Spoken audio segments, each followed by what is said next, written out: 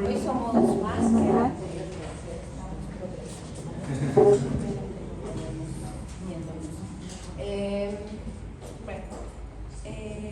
Ay, perdón, se ha apagado la luz. Antes de empezar con el tema, hoy día vamos a empezar un tema, es un poco complejo ya estamos entrando a los temas complejos en relación a los anteriores. Vamos a hablar de ciertas alteraciones en los órganos genitales femeninos que van en relación también a una alteración de la anatomía y con algunas funciones anatómicas que en relación a esta modificación se van a ver alteradas, ¿ya? En realidad las distopias hacen parte de un grupo grande que son las distocias, ¿no? Distosia significa que algo no está yendo bien, eso es distosia, ¿no? Que existe alguna alteración que está alterando el mecanismo de su funcionalidad normal. Pero adoptamos el término distopia específicamente para los órganos, para una alteración, para una anormalidad, ya sea anatómica y funcional, en los órganos genitales, ¿ya? En las distopias genitales se describen un gran sinnúmero de patologías, de las cuales no vamos a hacer relevancia a todas, porque son muchas, ¿ya? Pero sí vamos a hablar de los más importantes, entre ellos el prolapso genital y la alteración más severa que puede producir esto, más complicada para la mujer, que es la incontinencia urinaria, ¿ya? El día de hoy vamos a hablar más que todo de prolapso genital, y ya el miércoles tenemos clase con ustedes, no, jueves. El jueves. Ahí con nosotros es martes y viernes. Martes y viernes. Sí. El miércoles no tiene. No, pensé que me habían programado diferente. Pensé que con ustedes me habían programado el miércoles. Ya, no importa.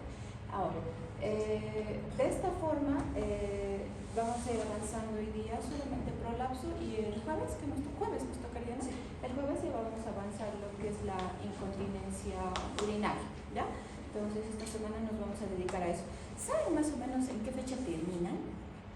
Hasta el 15 de noviembre tienen teórica. Sí. Porque tenemos 14 temas que avanzar. Y bueno, ¿me lo pones en el siguiente? Bueno, antes de seguir avanzando, pues hay que mencionar que hay una serie de cuestionantes que nos vamos a plantear, pero quiero saber si tienen algún conocimiento o no, así que saquen su hoja y respondan esas preguntas, por favor. Y su nombre. Así les voy a volver a hacer la lista. ¿Cuántos son? ¿Ya saben cuántos son de este grupo? Somos 42. Solo viene la mitad. Sí, ¿verdad?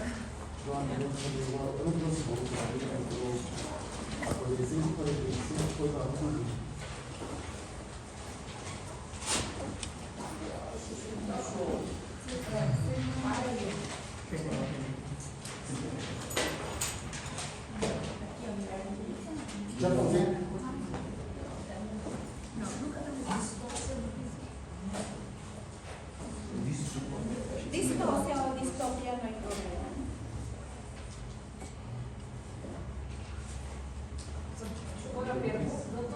Dime, ¿necesita copiar la pregunta? Sí, tiene que copiar la pregunta. No sé a qué pregunta se van a referir, tiene que copiar.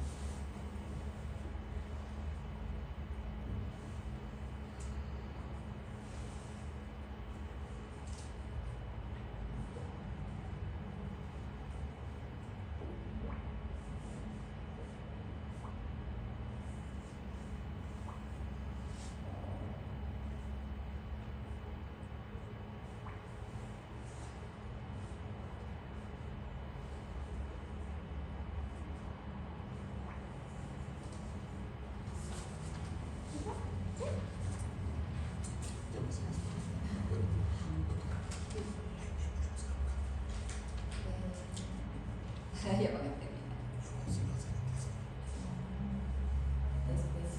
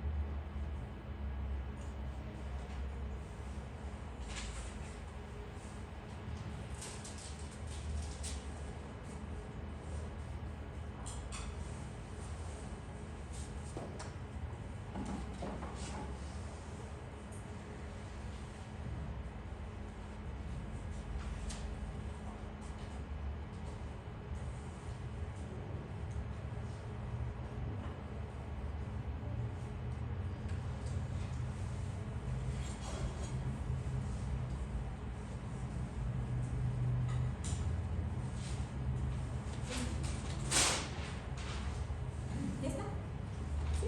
Está bien. Unos 3 minutitos más, ¿ya? Dime. No.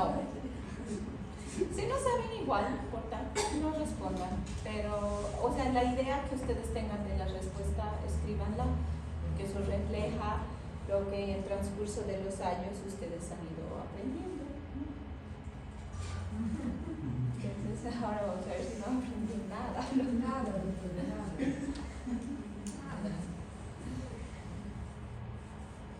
Es para eso las pruebas diagnósticas que se les hace. Está mal. ¿Sí? ¿Todo mal? Todo mal.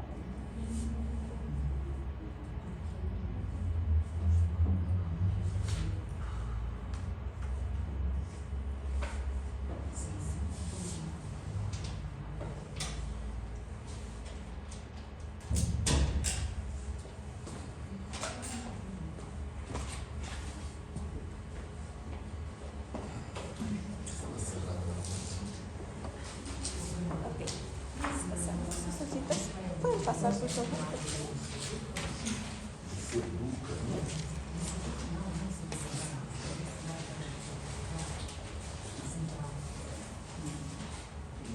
¿Pusieron su nombre? Sí. Aquí hay uno que no tiene nombre.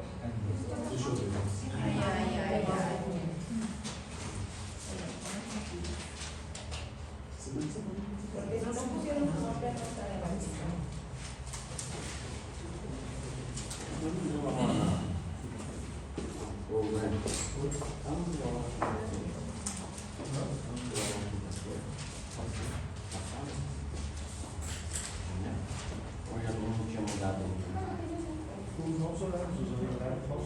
Sim, mas então. ¿Me la pasas, por favor? Gracias.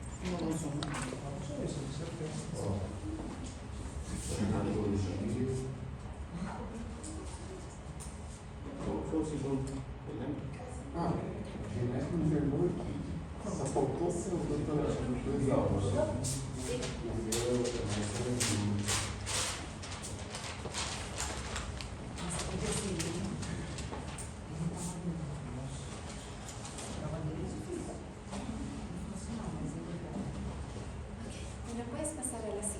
diapositiva, por favor. Bueno, entonces vamos a empezar respondiéndonos las preguntas.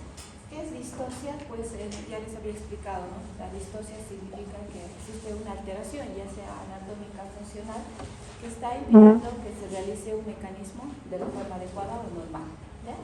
Distopia proviene del término griego dis, que es dificultad, y topos, que es lugar. Entonces indica la dificultad, alguna alteración que se está presentando en algún lugar. Para nuestro caso, una dificultad anatómica, estructural y funcional, ¿no? La distopia genital va a ser el descenso de uno o más órganos pélvicos. Esto puede involucrar pues, los órganos pélvicos, el útero, la vagina, la vejiga y el intestino, ¿no? Y las estructuras que van conjunta a ellas, ¿no? Por ejemplo, lo que es la uretra, el cuello uterino y todas las estructuras que se acompañan, ¿no?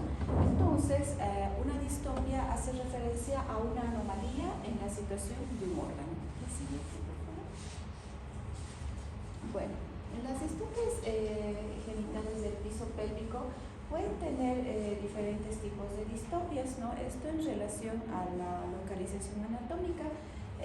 Puede ser un prolapso vaginal superior, un prolapso de la pared vaginal anterior, un prolapso de la pared vaginal posterior. ¿A qué hace referencia esto? ¿No? En sí la vagina es una estructura que tiene diferentes componentes, ¿no? Tiene un componente superior, que es un componente anterior y un componente posterior, ¿no? Entonces, este es un componente superior, anterior y posterior, ¿no? Y las alteraciones se van a ir, los diferentes tipos de prolapsos se van a ir acompañando en relación a la estructura que está alterada, ¿no? Si está alterada el componente superior, pues va a haber un prolapso de lo que es el útero, que se encuentra superior a este, y lo que es la cúpula vaginal, ¿no? Que es la porción terminal de la vagina, ¿no? Y si se trata de una alteración de la pared vaginal anterior, pues se va a presentar otro tipo de alteración, como ser un cistocele, el prolapso de la uretra o un defecto de la pared vaginal, ¿no? Los defectos de la fascia abdominal, ¿no? En relación a las alteraciones posteriores, pues vemos que se pueden presentar lo que son los enteroceles, prolapsos del recto e incluso muchas veces los desgarros perineales, que van a tener generalmente esta localización posterior, ¿no? Entonces hay que describir los tres componentes, superior, anterior y posterior, los cuales van a determinar gran parte de la localización anatómica del prolapso y nos van a permitir darle un nombre a nuestro prolapso. Al siguiente. Bueno, las distopias genitales son alteraciones del piso pélvico, ¿no? Y alteraciones musculares. Pues el piso pélvico es como una hamaca, ¿no? Como un diafragma, ¿no? Al igual que el diafragma superior, este es nuestro diafragma inferior, ¿no? Que se encarga de una función muy importante, que es la sostén de los órganos intrapélvicos, ¿no? Y describimos tres músculos muy importantes que hacen esta estructura tenga esa función primordial de sostén, ¿no? Se describe el músculo puborectal, ¿no? Que viene desde el pubis y envuelve el recto, ¿no? El músculo, ¿cómo? El puborectal primero, son tres. Son tres, perdón. ¿Me pasas a la siguiente, por favor? Entonces, se las voy a describir, ¿no? El hiato urogenital, que es la estructura por las cuales atraviesan lo que es la uretra, la vagina, el recto, va a estar rodeado de una estructura muy importante, los cuales van a conformar el músculo elevador del ano. Estos músculos, como les mencionaba, está incluido el pubo rectal, el pubococcigio y el iliococcigio, ¿no? El pubo rectal, que viene desde el pubis y envuelve al recto, ¿no? El pubococcigio, que va desde el pubis y sus fascias van hacia la porción posterior del coxis, ¿no? Y el iliococcigio, ¿no? Que va de los huesos ilíacos hacia el coxis, ¿no? Y esta es la estructura más importante, sin dejar detrás lo que es el músculo obturador interno, el coccigio y el piriforme. Pero de estos músculos, de estos 6, los tres principales que forman el músculo elevador del ano van a ser los que van a constituir el sostén principal y su alteración, la causa principal de estas distopias, ¿no? Como podemos ver ahí, el hiato urogenital pues está envuelto, no es como el hiato diafragmático, ¿no? Por el cual pasa el esófago, vasos, estructuras vasculares, ¿no? Hacia lo que es la cavidad abdominal. De igual forma, por esta estructura tiene un hiato, pasa la uretra, vagina. Entonces el hiato es compuesto de los 6 músculos. No. El hiato es como un orificio, ¿ya? Hiato es eso, ¿no? Sí. Igual que el hiato diafragmático, ¿no? Pero este no va suelto, ¿no? Tiene que adherirse tiene que fijarse de ciertas estructuras. Entonces, para fijarse esas estructuras, lo que hace es tener lo que es el músculo elevador del ano y sus fascias, ¿ya? Entonces sus fascias van a ir a adherirse hacia ellos, a conjugarse con ellos y ser un mecanismo de sostén. La alteración de estas fascias es lo que va a desencadenar, o la pérdida de la elasticidad o la pérdida del tono muscular va a ser lo que va a desencadenar el prolapso, ¿ya? ¿Está entendido? ¿Y el músculo de la pata del ano? Se considera ese grupo, ¿no? Se considera, los tres son ese grupo, el músculo elevador del ano. Los 6 de Los los tres, exacto. Los 3 músculos entonces hacen el grupo que es el músculo elevador del ano, ¿no? Los 3 van a participar en lo que es en la función de elevar el ano ¿Y los 3 de este y de sostén. Son funciones de sostén también del piso pélvico. Más no son los principales. No, exacto. Los principales son los que están Son rodeando el secundarios. hiato. Ajá. Pero no hay que quitarle su función, ¿no? Porque si se altera uno, se altera todo este conjunto. Obviamente, si existe, qué sé yo, como una distensión abdominal mayor, importante, ¿no? Entonces obviamente que también va a producir una alteración de estas estructuras, pero en sí los prolapsos van a ir en relación a la alteración de las fascias y del músculo elevador. Gracias. La siguiente, por favor. Es anatomía. ¿Se acuerdan? Es anatomía. Yo he hecho anatomía casi ya hace 20 años, les diré. Yo he salido el año 2012, entonces ¿qué año he hecho anatomía? No sé, debió ser el 2000. Desde El 2004. 2007 debía ser anatomía. 2007, Y ya van a ser, ¿cuántos? Ya va. 20 años. Ya van a ser 20 años de acá, 30 años. Entonces, bueno, ahora vamos a describir los niveles de fijación. Ya hemos hablado de los músculos, ahora vamos a hablar de lo que son las fascias, ¿ya?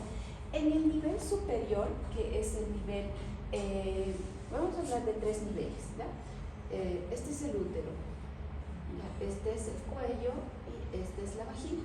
En el nivel superior vamos a describir lo que es el ligamento uterosacro.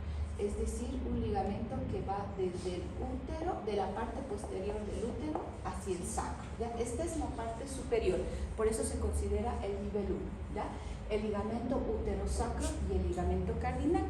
El ligamento cardinal es una fascia que envuelve al útero y se confluye con su fascia posterior y juntos forman una hoja, ¿no?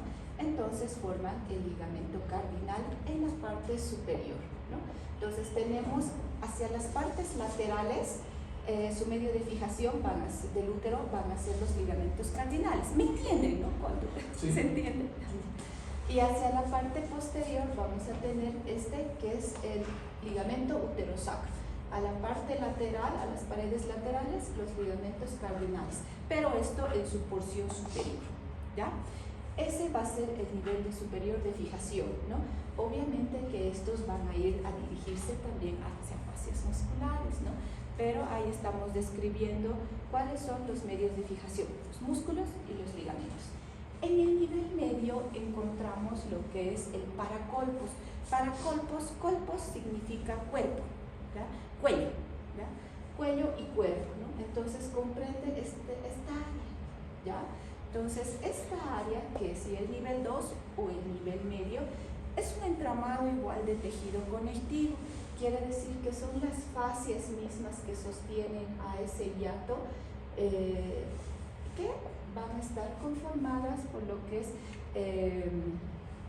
es el arco tendinoso de la fascia endopélvica y el músculo elevador del ano, ¿ya? Entonces vemos que estos se encargan de fijar a la vagina en su parte superior, fijar a la vagina a la fase superior del músculo elevador del ano y al arco tendinoso de la fascia pelviana, ¿no? Entonces esto en el punto superior, este en el punto medio y en el nivel inferior, que va a estar conformado por el cuerpo perineal, que ya es en la porción inferior de la vagina, la membrana perineal, los músculos perineales superficiales y profundos, que se van a encargar. En sí, estas son membranas de estructuras musculares, ¿no? Son solamente membranas que van a fijar que van a sostener el tercio distal de la vagina y la inserción distal de la uretra, ¿no? Entonces encontramos tres niveles. Este es el nivel 1, este es el nivel 2 y en su porción distal encontramos el nivel 3. Entonces vemos que el piso pélvico tiene un conjunto de estructuras musculares, tendinosas y fascias, ¿no? Y fascias que van a encargarse de lo que es la fijación del útero en la cavidad pélvica. Bueno, son descritos como los niveles de desnivelado, ¿ya? Entonces, como les había dicho, el nivel 1 pues corresponde al tercio superior de la vagina, el nivel 2 al tercio medio y el nivel 3 al tercio inferior de la vagina, ¿no? Y esta es otra visión, ¿no? Entonces aquí ustedes ya pueden ver cómo se componen las fascias, ¿no? Entonces la primera que va a estar por los uterosacros y cardinales. El segundo también es un conjunto también de los cardinales, pero también con ya fascias de los músculos puborectales, ¿no? Y aquí ya fascias mucho más inferiores, ¿no? Y aquí encontramos los ligamentos de McEnroe que se encargan de lo que es el sostén de lo que es la vagina y la porción final, la porción inferior del cuello, ¿no? Entonces si vemos aquí como el hiato va a estar envuelto entre las fascias y músculos, ¿no? Esta es una imagen que pueden ver de una forma más bonita, ¿no? El desplazamiento de los órganos pues va a tener una relación con la posición, la flexión y la versión del útero, ¿no? En sí va una estructura muy importante dentro de la cavidad pélvica, la cual nos va a determinar la posición de los órganos intrapélvicos, es el útero, ¿ya? El útero que tiene generalmente una posición de anteversoflexión, ¿no? Significa la relación que guarda con las demás estructuras. Como les mencioné en la anterior clase, el útero no es una estructura que no está ahí para la gestación, es una estructura que ejerce una gran función mecánica, una gran función de sostén dentro de lo que es el piso pélvico, ¿no? Ya que la posición, el descenso, incluso la función de algunas estructuras intrapélvicas van a estar en relación a lo que es la posición del útero. Como ustedes pueden ver, ocupa una porción intermedia y ocupa una porción como de él está tapando el hiato, ¿ya? Entonces está tapando el hiato. Si nosotros lo quitamos, ¿qué queda? Queda un espacio. ¿Para qué? Para que el recto pueda salir, para que la vejiga pueda salir.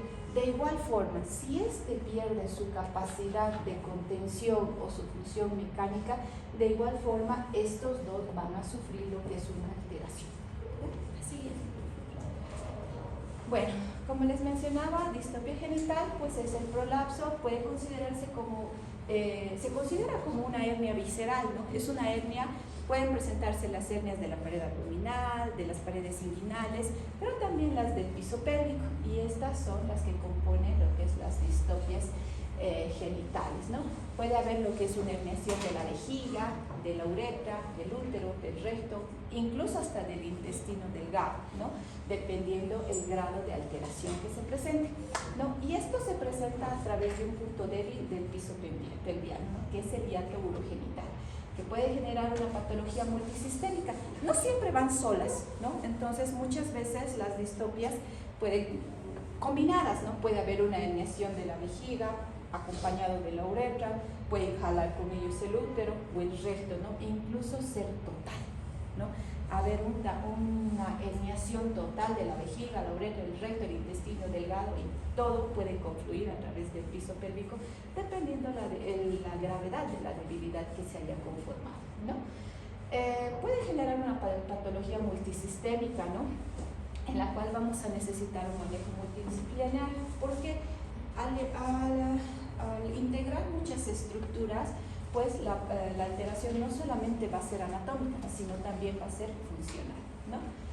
La siguiente. Bueno, vemos que el mecanismo va a seguir una serie de pasos, ¿no? Primero va a haber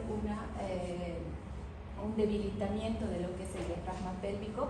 Posteriormente va a haber una ampliación de lo que es el hiato del elevador, y secundario a esto se va a generar una protrusión de los órganos pelvianos, ¿no? Entonces es una serie de pasos que se va a ir presentando no de forma súbita, sino de forma secuencial, ¿no? Posterior a presentarse lo que es la protrusión de los órganos pelvianos, va a haber un aumento de la tensión sobre la fascia endopélvica. Es como que nosotros estamos empujando algo, ¿no? Y al momento de empujar nosotros, ¿qué está haciendo el piso pélvico? Está tratando de contrarrestar este efecto, aumentando su tensión o su sobredistensión, ¿no? De esta forma se produce una separación, una elongación, un adelgazamiento y finalmente la ruptura de las fibras. Tanto las fibras tendinosas como las fibras musculares en una etapa final van a sufrir este tipo de lesión, ¿no?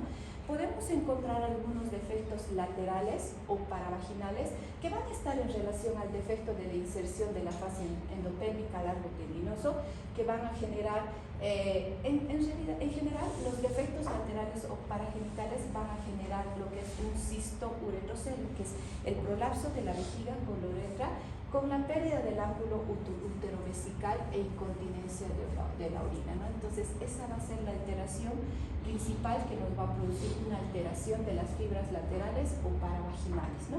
También podemos encontrar lo que son defectos transversos proximales, defectos centrales y defectos transversos distales. En los defectos transversos proximales vamos a encontrar que es lo que es la fascia pubocervical, la inserción del cuello, o la fascia media que habíamos visto en el nivel 2, pierde su inserción proximal alrededor del cervix, y en este caso se produce solamente descenso de la vejiga, ¿ya? Pero sin descenso de la uretra. Quiere decir que en este caso este es el cuello, ¿no? Y este es el útero, ¿no? Hay una alteración acá, pero la vejiga está hacia acá, ¿no? pero la vejiga está hacia acá y la uretra más abajo, ¿no?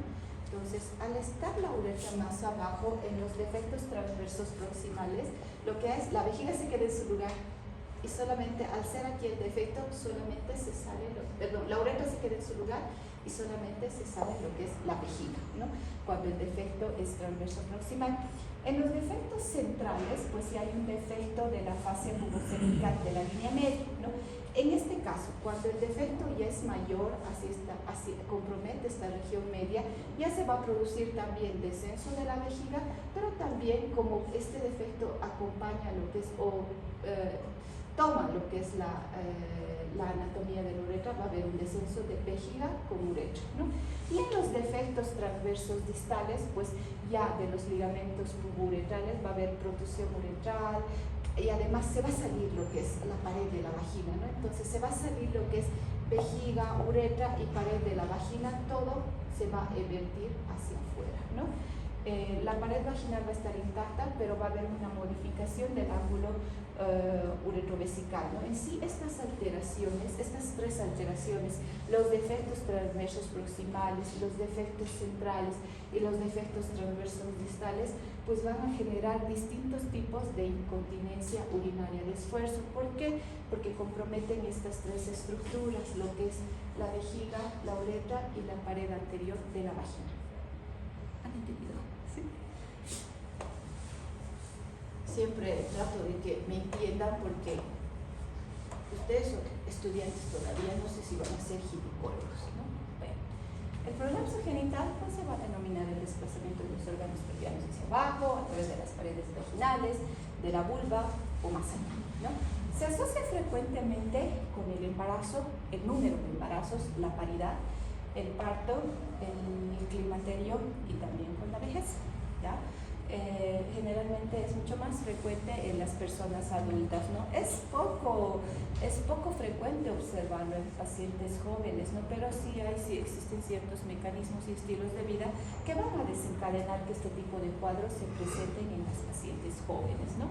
Es más frecuente en pacientes multíparas y menopáusicas y con menor frecuencia también se presenta en pacientes jóvenes que tienen alguna alteración de deficiencias congénitas o hayan sufrido tal vez alguna fractura pélvica o algún traumatismo pélvico grave que como consecuencia haya generado una debilidad del piso pélvico, ¿no? Generalmente las deficiencias congénitas son alteraciones en las fibras musculares, deficiencia de lo que es el colágeno, ¿no? Entonces alteraciones en lo que son las fibras de colágeno, entonces son las que van a desencadenar con menor frecuencia este tipo de alteraciones.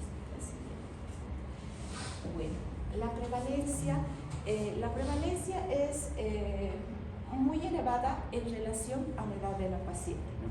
Ya cuando la paciente tiene una edad mayor a los 45 años, empieza a presentar lo que es una alteración de lo que es la función normal del piso pélvico. Esto en relación a que va en relación también a una caída de lo que es estrógeno, del estrógeno, y frecuentemente se presenta en pacientes ya posmenopáusicas, ¿no? De estas pacientes que tienen esta alteración anatómica, no todas van a presentar síntomas, ¿no? Entonces solamente un 10% va a empezar a experimentar los síntomas. Los síntomas son que tienen una sensación de una masa, lo que es en la cavidad vaginal, ¿no? O que tienen la sensación de pujo, es que algo se quiere salir, ¿no? Y es por la protrusión de los órganos pélvicos, ¿no? Ya en pacientes mayores a 70 años, pues la mayoría de las pacientes tienen una alteración ya mayor que requiere una corrección quirúrgica, ¿no? Y en algunas pacientes ya mayores a los 80 años, pues se identifica que casi cerca de un 20% de ellas ya se ha realizado una corrección quirúrgica de este defecto anatómico. Bueno, en la etiopatogenia pues vemos que existen muchos factores implicados, ¿no? Y uno de los más importantes es la multiparidad e incluso la paridad, el parto, ¿no? Nosotros, la verdad es que cuando nosotros atendemos un parto, no consideramos cuál es el futuro de esta paciente, ¿no? Entonces, el parto es un proceso fisiológico, ¿no? Pero a veces nosotros mantenemos a la paciente en un periodo expulsivo muy prolongado. El bebé está bien, ¿no? El bebé está bien, no pasa nada, pero el periodo expulsivo se ha hecho muy prolongado, ¿no? Esa paciente es candidata en lo posterior a hacer un prolapso genital, ¿no? ¿Por qué? Por el tiempo prolongado y la distensión prolongada y la posible destrucción de las fascias o fibras musculares que hayamos podido producir en este tipo de procedimientos, ¿no? Es decir, las pacientes que han tenido trabajos de partos prolongados tienen este tipo de alteración, ¿ya? También lo que es los desgarros vaginales, ¿no? Muchas veces no valoramos si el bebé es muy grande, la cabeza es muy grande, ¿no? Entonces, pero igual, vamos a sacar parto y le hacemos cristelera y sacamos parto y como sea, nos subimos 2, 3, pero el bebé sale, ¿no? Pero no estamos tomando en cuenta que podemos producir un desgarro vaginal y al producir un desgarro vaginal vamos a romper lo que son las fibras musculares y las fibras tendinosas. Podemos repararlas, ¿ya? Pero cuando nosotros reparamos algo, ¿qué queda? Queda una cicatriz. ¿Es lo mismo después de que queda una cicatriz? No.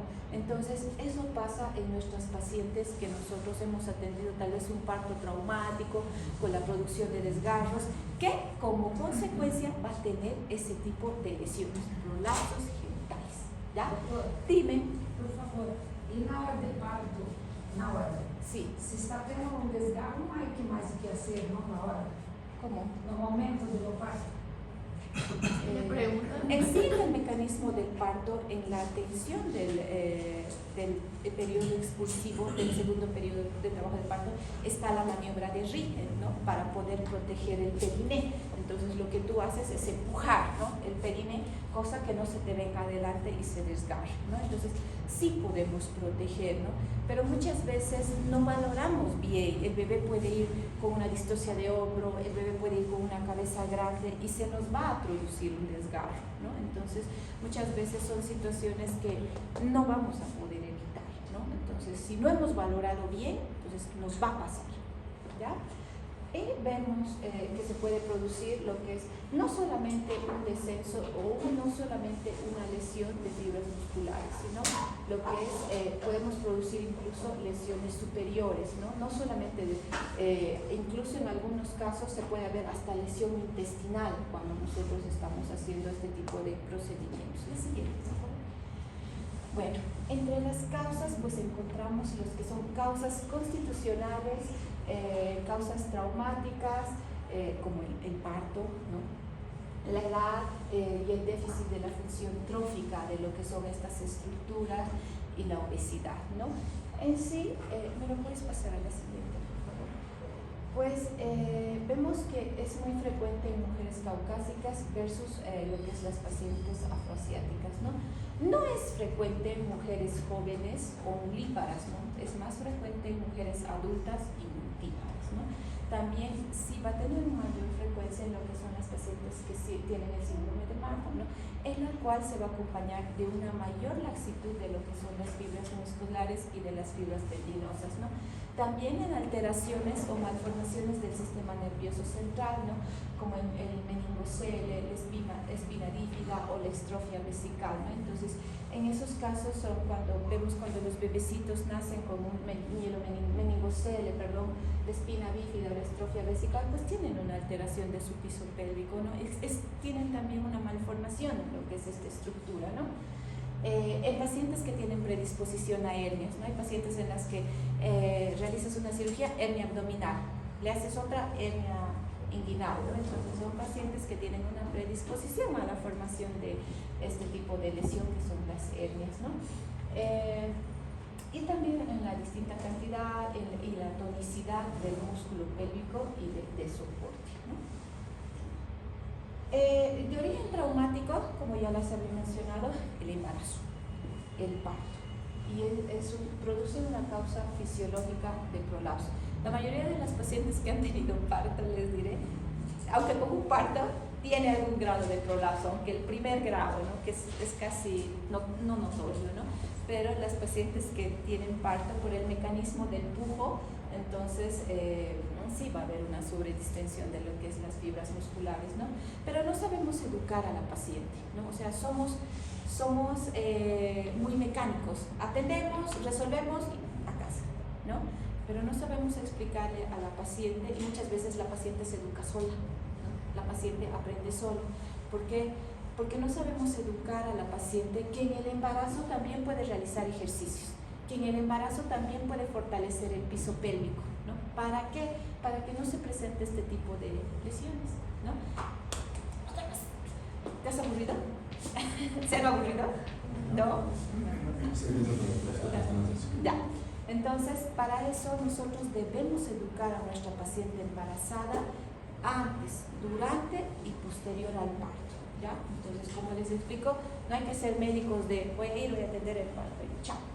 No, tenemos que ser médicos de explicar a la paciente lo que le va a pasar y posterior a lo que le va a pasar, qué medidas podemos usar, porque existen los ejercicios de Kegel, ¿no? Entonces, los ejercicios que fortalecen la musculatura pélvica y que la paciente los puede realizar posterior al parto, ¿no? Entonces, podemos encontrar también lo que es en relación a alteraciones traumáticas, una variación individual como es alteración en la resistencia, en la cicatrización y recuperación de los tejidos pélvicos que se producen en el parto, ¿no? Que les había explicado, ¿no? También pueden existir algunos traumatismos directos, accidentes como agresor o el coito. Les diré que muchas veces decimos, no, yo creo eso no se va a ver. Sí, se ve. No sé si han escuchado existen ciertas alteraciones, ¿no? De las pacientes que se dicen, que se llaman las alteraciones psiquiátricas en relación a deseos sexuales. No me acuerdo, o sea, les voy a buscar el término, ¿no? Sino hay ciertas pacientes o parejas que tienen hábitos sexuales, ¿no? Por ejemplo, se introducen cosas, ¿no? Entonces también genera lo que es una debilidad de los músculos pélvicos porque son traumatismos directos, ¿no? Pero les diré que una vez vino una pareja con un desgarro así como del parto, así, esta es la vagina y su desgarro era hacia ahí, era como si le hubieran hecho episiotomía. ¿Ya? ¿Por qué? Porque se introdujo una botella, su pareja le introdujo una botella y al introducirle la botella le ha producido un desgarro, ¿no? Y el desgarro ha corrido y se ha abierto, ¿no? Entonces son traumatismos directos que sí se producen, ¿no? Y por eso les digo, depende mucho de los hábitos sexuales. Hipersexualidad, ¿no? No, existe un término en el cual entran todas las alteraciones, van a disculparme pues. Y traumatismos indirectos, como puede ser una fractura pélvica, que es menos frecuente, que además de presentar una alteración ósea, también va a conllevar lo que es una alteración muscular. La siguiente, por favor. Entre las variedades de prolapso, pues ya les había explicado, ¿no? No van solas, puede ir una pero combinada con otra, ¿no? Cuando es un defecto de la pared anterior, que lo que vemos en azul, se puede producir frecuentemente el uretrocistocele, que es de adelante, ¿no? Cuando es un defecto superior, el rojo, esto, se va a presentar principalmente el histerocele, ¿no? Y cuando es un defecto posterior, que es este, posterior a la vagina, se va a presentar lo que es el prolapso del rectocele bajo. En algunos casos, cuando es también alteración del componente superior, va a haber enterocele con histerocele, ¿no? Pero cuando es de la parte posterior, también puede haber enterocele y rectocele, ¿no? En sí pueden haber formas combinadas dependiendo la alteración de la pared que se haya producido, ya sea anterior, superior o posterior, ¿no? Entonces va a haber una combinación de órganos que puede producir por esa área.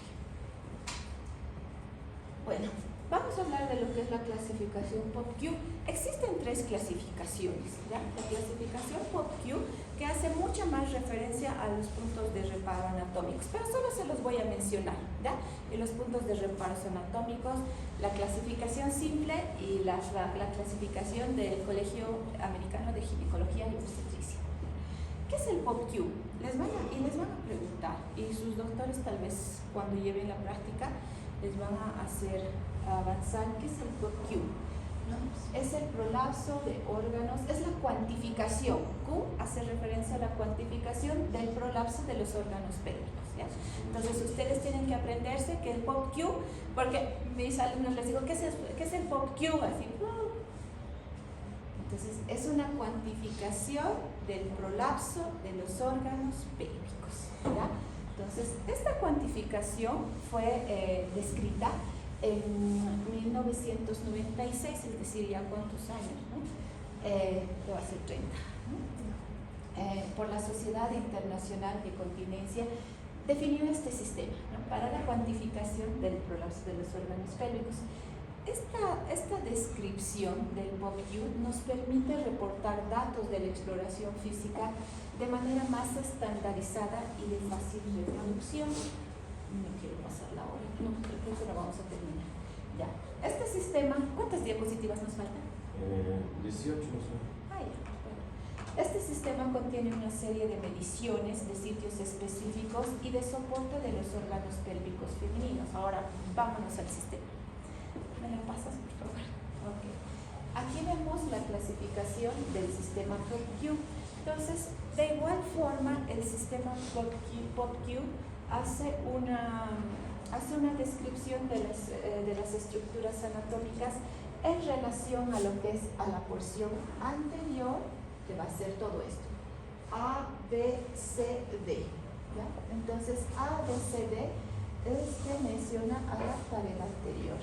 Y en la pared posterior va a mencionar a lo que son estas dos estructuras, ¿no? En relación a las estructuras que se encuentran en el componente anteroposterior. En el componente perineal se van a describir estas dos estructuras. Y en el componente posterior vamos a encontrar además lo que es la longitud total de la vagina, ¿no? Entonces, cuando hablamos nosotros de lo que es el componente anterior, hablamos de lo que es A, B, C y D. ¿ya? Entonces, este y este. ¿A qué hace referencia el A? A la pared anterior. El B hace referencia a lo que es la porción superior de lo que es. En sí, esto hace una descripción de lo que es el tercio medio e inferior de la vagina. El B hace una descripción de lo que es el tercio medio y superior de la vagina. Y lo que es el C hace la descripción de lo que es el fondo con el cuello uterino, ¿no? Y el D hace una descripción lo que es el fondo de saco posterior. En sí, hace una descripción de qué estructuras van a prolapsar por esas áreas. ¿Qué sé yo? En el caso del D, el recto. En el caso del C, el cuello uterino y el útero. En el caso del A, la vejiga y la uretra. Y en el caso del A anterior, lo que es la uretra. ¿Ya? Y en los posteriores encontramos lo que son el AP y el BP, ¿no? El A, que es similar a este, ¿no? Que es la unión entre el tercio inferior y el tercio medio de la vagina, pero hacia el lado posterior. Y el BP, que hace una descripción de lo que es la unión del tercio superior de la vagina con el cuello, ¿no?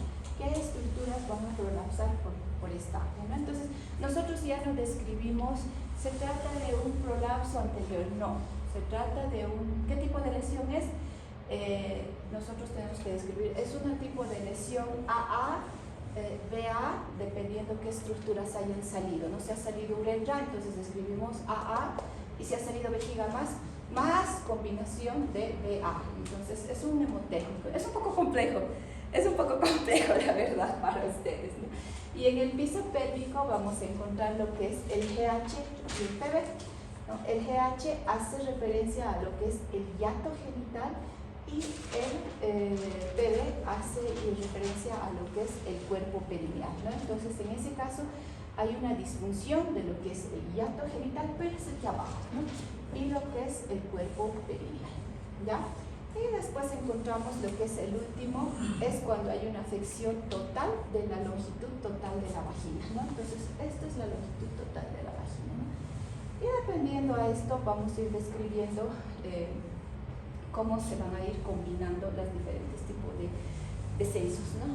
Todos los puntos del PROQ menos este, el total de la vagina, se miden en la paciente con la maniobra de Valsalva, ¿no? Siempre cuando nosotros vamos a valorar un prolapso, debemos pedir a la paciente que puje, ¿ya? Porque ese nos va a ayudar a definir cuál es el grado de descenso que tiene nuestra paciente. ¿Me lo pasas en la siguiente imagen, por favor? Bueno, ahora vamos a describir los grados, ¿no? Entonces podemos encontrar un grado 0, ¿no? En el cual la paciente no presenta un prolapso marcado, ¿no? Y se va a presentar en pacientes que tienen alteraciones en el nivel AA, van a ir viendo con la imagen, ¿no? En el nivel BA, en el nivel AP y en el nivel BP. Quiere decir que solamente pueden comprometer lo que son el tercio medio y con parte del tercio superior, ¿no? No van más arriba, ¿no?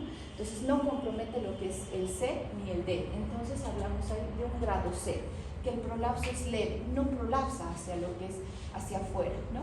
Después encontramos el grado 1, en el cual se encuentra la porción más distal del prolapso, está ya a más de 1 centímetro sobre el límite. Nuestro punto de referencia para describir un prolapso va a ser el himen, ¿no? Esto es los genitales, la vagina, y el himen va a ser nuestro punto de referencia, ¿no?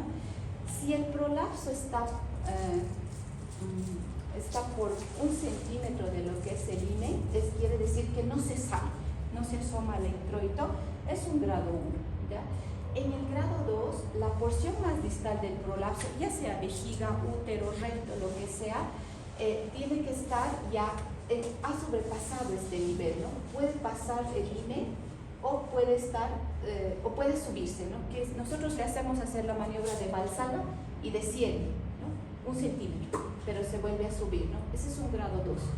En el grado 3, la porción más distal del prolapso está a menos de 2 centímetros sobre el largo total de la vagina. Quiere decir que sale un poquito más, pero igual se vuelve a reintroducir, ¿no? Pero queda una porción que ya se asoma a lo que es el himen, ¿no? Y en el grado 4 pues hay una prosidencia genital, quiere decir que la porción más distal ya está a más de 2 centímetros del largo de la vagina, quiere decir que, qué sé yo, la vejiga se sale, llega hasta aquí y se queda, ¿no? Ese ya es un grado 4, ¿no? Cuando pese a que tú le digas, ya no puje, y la paciente sigue con su vejiga allá afuera, ¿no? Entonces ese es un grado 4 que algunos lo clasifican como un total, ¿no? Entonces nuestro punto de referencia hay que considerar siempre va a ser el himen, ¿no? Si no sobrepasa el himen, ni siquiera se acerca, está por un centímetro arriba, es 0. Se acerca al himen y se vuelve a subir, 1. Entonces sobrepasa el himen, 1 centímetro, se sale y ya es 2, ¿no? Entonces sobrepasa más de 2 y es un 3. Y si se sale y ya no sube, se queda más de 2 centímetros, más de 3, pues sí es un grado 4, ¿no? Ahí el descenso es total, ¿ya? Entonces todas las mediciones, como les habían dicho, tienen como referencia el himen. Bueno, ahora vamos a las más fáciles, ¿ya? El POPQ es complejo, no sé. Y lo peor es que ni siquiera les he enseñado a sumar, ¿no? Porque tenemos que llevar una regla, medirle, sumar, hacer el más, el menos y sacar un promedio de todas las estructuras. Pero no les voy a explicar, ¿ya? Ahora vamos a hablar de lo que es la clasificación clásica. La clasificación clásica describe 3 grados. El primer grado, pues el punto de referencia de la lesión anatómica tiene que llegar al tercio medio de la vagina. Quiere decir que esta es la vagina, ¿no? Entonces tiene un tercio, este es el fornix, este es el tercio superior, aquí va a estar lo que es el tercio superior, medio e inferior, ¿no? Entonces, si la lesión, ya sea la vejiga, el recto o lo que sea, llega hasta esta área, pues solamente es un grado 1, ¿no? Y solamente lo podemos apreciar o lo podemos distinguir si la paciente tiene sensación de pujo porque no se vio, ¿ya? En el segundo grado, pues quiere decir que esta lesión llega al introito vaginal, ¿no? Entonces ya llega al introito vaginal, ¿no? Y en el tercer grado, pues este sobrepasa el introito vaginal, ¿no? Es la clasificación más sencilla, la clasificación clásica. Y la clasificación del Colegio Americano de Ginecólogos y Obstetras es en el grado 0 los órganos pelvianos están en una posición normal, ¿no? Entonces puede ser que haya una aproximación a lo que es el tercio superior de la vagina, pero no hay un descenso, ¿no? En el grado 1 ya hay un descenso hacia lo que es la mitad, ¿no? A la mitad de la vagina, ¿no? Entonces dice a la mitad del camino hacia el himen. Siempre algunos usan lo que es el introito vaginal o el himen, ¿no? En el segundo grado el descenso va de la mitad del camino hacia el himen hacia este. Quiere decir que en el segundo grado ya se han aproximado hacia lo que es el himen. En el tercer grado hay un descenso de la mitad del camino hacia el himen pasando el mismo, ¿no? Pero en este caso, en el 3 pasa el himen, pero regresiona. Puede regresionar de forma espontánea o manual. Las pacientes muchas veces se restituyen. Las pacientes ya saben, vienen solitas, se salen, pero le vuelvo a meter. Entonces, ¿cómo haces? No, así se sale y le vuelvo a meter y se... Así, bueno. Y ya en el último grado, pues hay un descenso máximo posible de cada compartimiento, ¿no? O sea, hay un descenso sin restitución espontánea, ¿ya? Ni manual.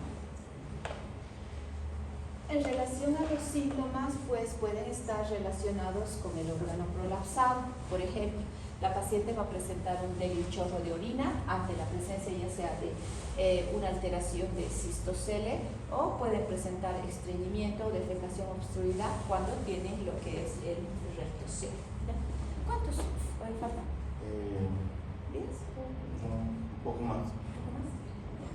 Igual, más o menos. También estos pueden ser independientes del prolapso. Por ejemplo, muchas veces las pacientes van a tener síntomas de hiperactividad de vejiga ante la presencia del cistocele. En sí, el síntoma va a ir en relación al órgano que sea afectado, ¿no? La sintomatología, como les había explicado, la paciente va a tener sensación de peso, va a sentir un abultamiento. Muchas veces las pacientes vienen y dicen, tengo algo que me está sangrando, y la paciente ya es menopáusica, tiene 70 años. Cuando tú le ves su prolapso erosionado, con lesiones sangrantes.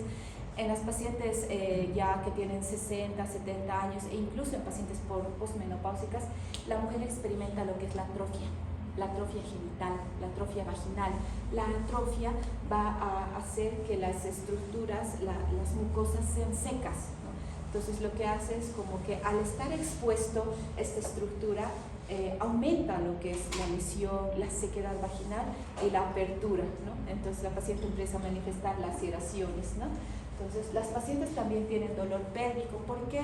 Porque hay una laxitud de las fibras. Esta laxitud haya que haya un tiramiento constante de lo que son las estructuras pélvicas, y las pacientes tienen dolor, se siento algo que me jala, que me estira, dicen, ¿no? Entonces esto va en relación al prolapso, ¿no? Las pacientes pueden presentar algunas alteraciones funcionales, como ser trastornos urinarios, incontinencia urinaria, dolor al orinar, infecciones urinarias, la recurrencia por la exposición prolongada, ya sea de la uretra, de la vejiga, ¿no? Hacia la parte externa, contaminación con la región anal.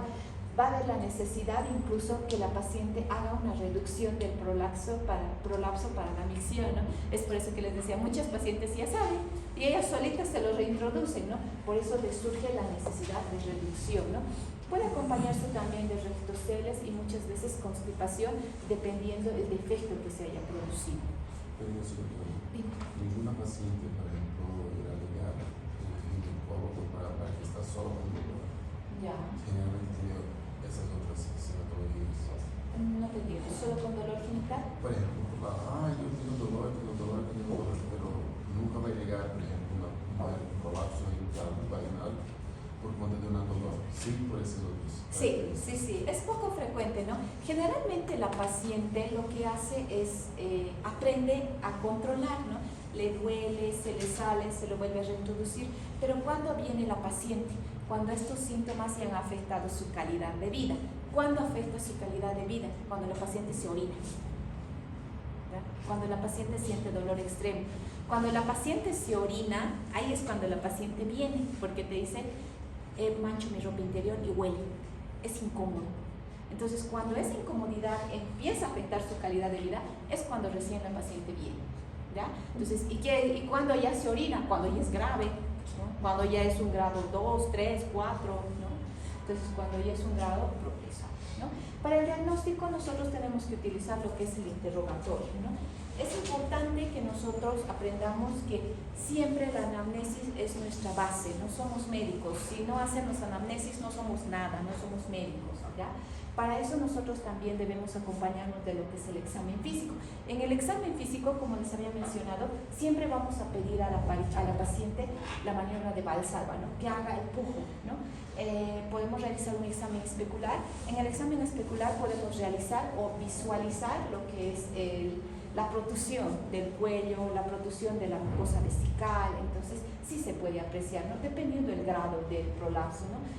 Podemos realizar lo que es la tracción uterina, el tacto bimanual, el tacto rectal, ¿no? Al hacer el tacto rectal nosotros vamos a ver si hay un prolapso de lo que es la mucosa rectal. El prolapso, podemos realizar un tacto recto vaginal, un tacto vaginal con control con perineómetro.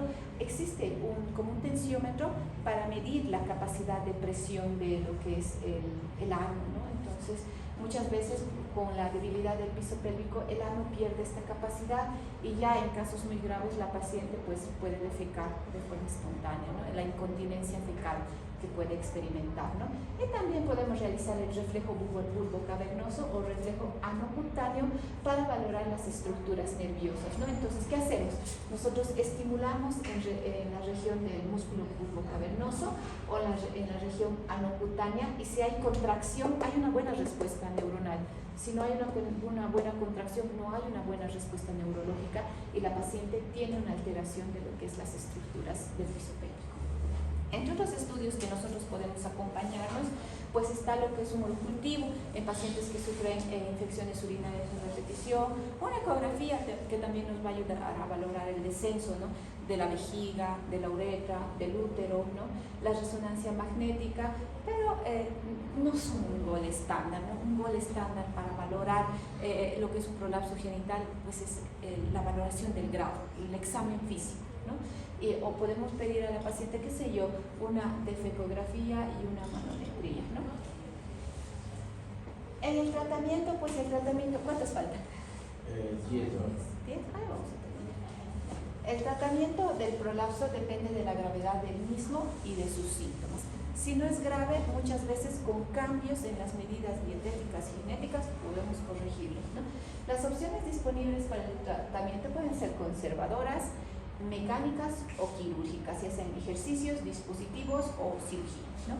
En general, el tratamiento conservador o mecánico se considera para las mujeres que tienen grados leves de prolapsos, entonces grados que no alteran el estilo de vida de la paciente o su calidad de vida. Para aquellas que desean tener más hijos o para quienes ya son débiles y no van a tolerar la cirugía, entonces nosotros optamos los tratamientos conservadores y los tratamientos mecánicos. La siguiente, por favor.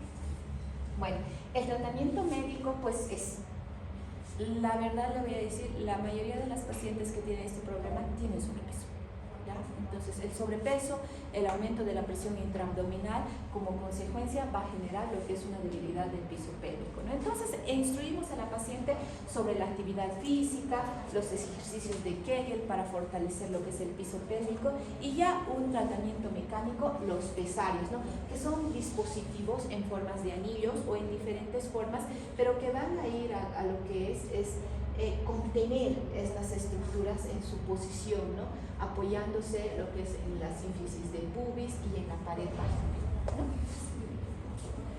Bueno, el tratamiento quirúrgico lo vamos a realizar en casos así. El tratamiento quirúrgico no es indicado en casos asintomáticos, ¿no? Hay que considerar los factores de estilo de vida, la edad y los deseos de paridad de la paciente, ¿no? Antes de hacer un tratamiento quirúrgico debemos tratar procesos infecciosos, por eso es muy importante identificar infecciones urinarias a recurrencia, ¿no? Y también tratar la sequedad vaginal y lesiones ulcerativas, como les había dicho, secundarios a la propia vaginal. Hay que considerar las diferentes vías de reparación, vaginal, abdominal, obliterativa o considerar la recurrencia, ¿no? La reparación se puede hacer por vía vaginal, podemos realizarlo de forma abierta o también obliterativa, significa que se cierra completamente el canal vaginal. Podemos cerrar completamente. Y eso en las pacientes que ya no tienen actividad sexual, o la edad avanzada, ¿no? Pero deseamos corregir ese defecto, ¿no? Entonces, ahí ya podemos considerar técnicas obliterativas. Bueno, los objetivos del tratamiento quirúrgico, los objetivos de la cirugía van a ser en restaurar la anatomía vaginal normal, restaurar el mantenimiento de la función de la vejiga normal y restaurar el mantenimiento de la función intestinal normal. Esos son nuestros objetivos del tratamiento, ¿no? Bueno, los tratamientos quirúrgicos pues van a ser como la función principal va a ser corregir la incontinencia urinaria de esfuerzo, ¿no? Y para esto existen diferentes técnicas, ¿no?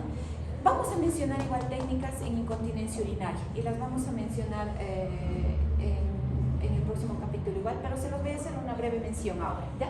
Entre las técnicas, para que igual estén buscando, ¿ya? Tenemos la colposuspensión de Burch, que hace el uso de mallas, de mallas protésicas que van a ejercer una fijación de lo que son la uretra, la vejiga, y con esto vamos a corregir lo que es la incontinencia urinaria de esfuerzo, ¿no? Entonces, procedimientos obliterativos, como les había mencionado, es cerrar completamente el canal vaginal con una cirugía de Lefort, ¿no?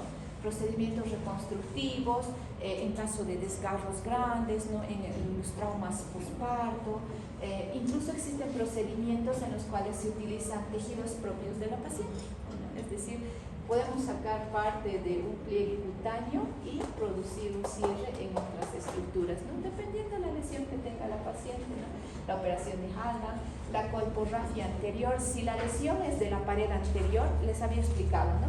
Depende mucho si es superior, anterior o posterior. Si la lesión es anterior, podemos realizar una rafia anterior, ¿no? O si la lesión es posterior, una rafia posterior, ¿no? ¿Qué hacemos? Sacar el excedente de mucosa y producir un cierre. Y ese cierre va a ser la tensión o la fijación de las estructuras que se salían, ¿ya? Les voy a mostrar las imágenes después. Podemos realizar una pirorrafia o perineoplastía, la operación de Manchester, las colposuspensiones, que además de realizar la rafia de esto, vamos a suspender lo que ya sea el útero, el cuello, y fijarlos al sacro. ¿Para qué? Para que ya no vuelvan a descenderse, ¿no? O podemos utilizar, acompañados de estas técnicas, el uso de mallas protésicas para reforzar la fuerza de los tejidos, ¿no? Lo que se conoce como la colposacoprexia, ¿no? Fijar lo que es la parte posterior del cuello al sacro, cosa de que ya no se salga, ¿no? O el uso también de mallas vaginales, ¿no? Al igual que en las hernias abdominales, también utilizamos mallas, en el área vaginal también utilizamos mallas, ¿no? Bueno, los procedimientos quirúrgicos van a ser oclusivos y reconstructivos, ¿no? La próxima clase les voy a mencionar, ¿ya? Los procedimientos. Pásale las imágenes para que puedan ir bien, ¿no? Entonces vamos a ver anterior, apical, posterior, que ya les había explicado. La colporrafia anterior, que es la parte anterior de la vagina. La siguiente, la colporrafia posterior, en la parte posterior de la vagina. Y eso. Para la próxima se les voy a poner más técnicas, ¿ya? Porque vamos a hacer incontinencia urinaria el miércoles. ¿Cuál es la técnica más complicada? ¿Cuál es el tipo de desgarro más complicado? ¿El anterior, el posterior o el posterior? La verdad es que la complejidad, para mí, para los tres son complejos, ¿no? Obviamente, hacer una colporrafia anterior y posterior son más simples que hacer una cirugía de suspensión al sacro.